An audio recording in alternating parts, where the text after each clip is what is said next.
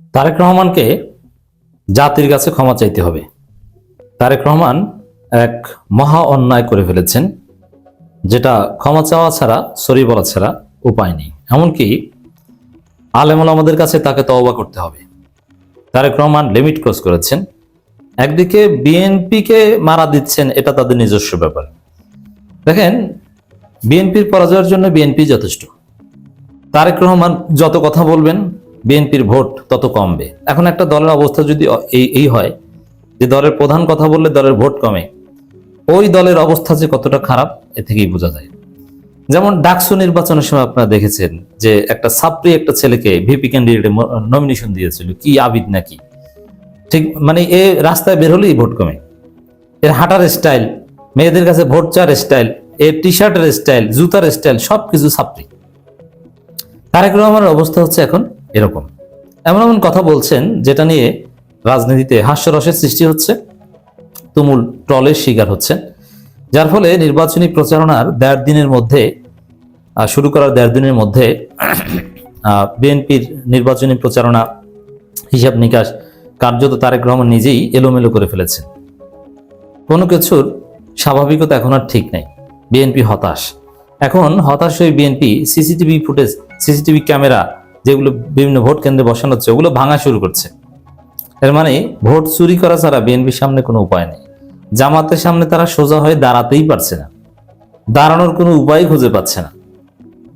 বিএনপির সমস্ত বিশ্লেষক গবেষকের মনে কামড় দিয়েছে, এই তারেক দিয়ে রাজনীতি হবে না। এ বিএনপিকে ধ্বংস করবে, এই ছেলেটা বিএনপিকে একদম ধ্বংস করবে।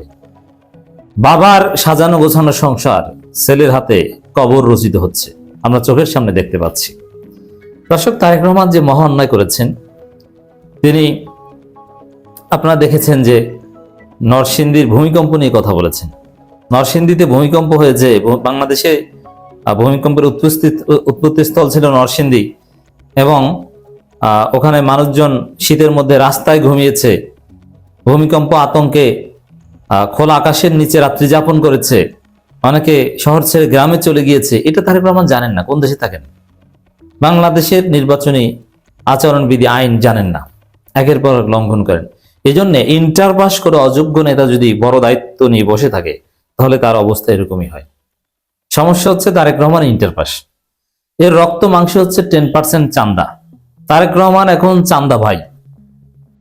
তারেক রহমান একজন পারফেক্ট ধর্ম ব্যবসায়ী, যেটা হাস্যকর।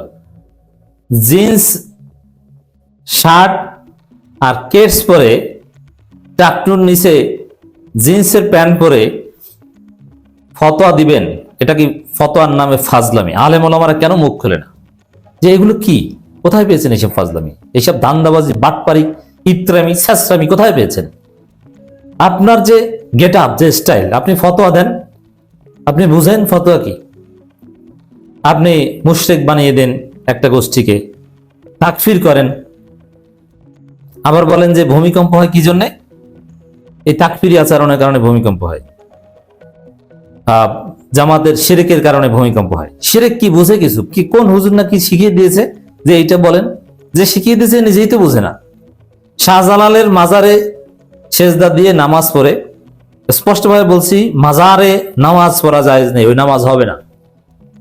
মুহাক্কিক উলামা ইকরামদের ফতোয়া হচ্ছে মাজারে নামাজ পড়লে সে নামাজ আবার নতুন ভাবে পড়তে হবে।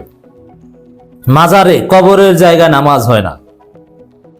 লা তাত্তাখিযু কুবুর মাসাজিদা, তোমরা মসজিদকে কবর বানিও না। এটা একদম স্পষ্ট মুহকামাত হাদিস, স্পষ্ট হাদিস, সহজবোধ্য। তো এই যে মুসলমানদেরকে মুশরিক বলা, তাকফির করা, কুফরি করেছে, শিরক করেছে, এই কথা বলা, এটা তারেক রহমান বলতে পারে না। এটা কোনো আলেম ওলামাও এভাবে বলতে পারে না, তবে আলেম ওলামার এই বিষয়ে দৃষ্টিভঙ্গি দিতে পারে। এখন এই কথিত চান্দাবাই লন্ডনী মুফতি তারেক জিয়া যেহেতু নিজেই ফতোয়া দেওয়ার দায়িত্ব নিয়েছেন এবং জনগোষ্ঠীকে তাকফির করছেন, তাদেরকে মুশরিক বানাচ্ছেন, এজন্য তার দায় নিতে হবে এবং ক্ষমা চাইতে হবে।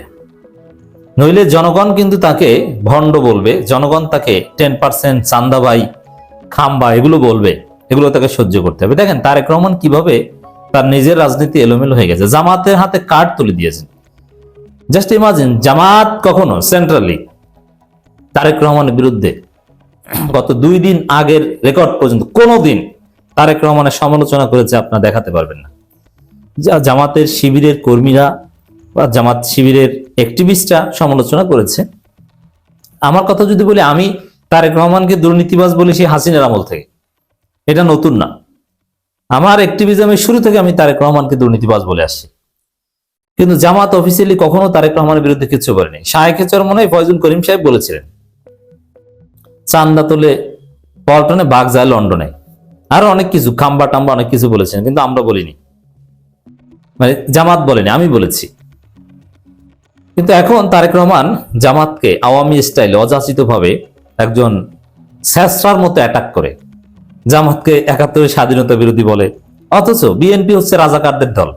জামাত যদি 71-এর স্বাধীনতা বিরোধী হয়, জিয়াউর রহমান হচ্ছে সেই স্বাধীনতা বিরোধীদের আশ্রয়দাতা।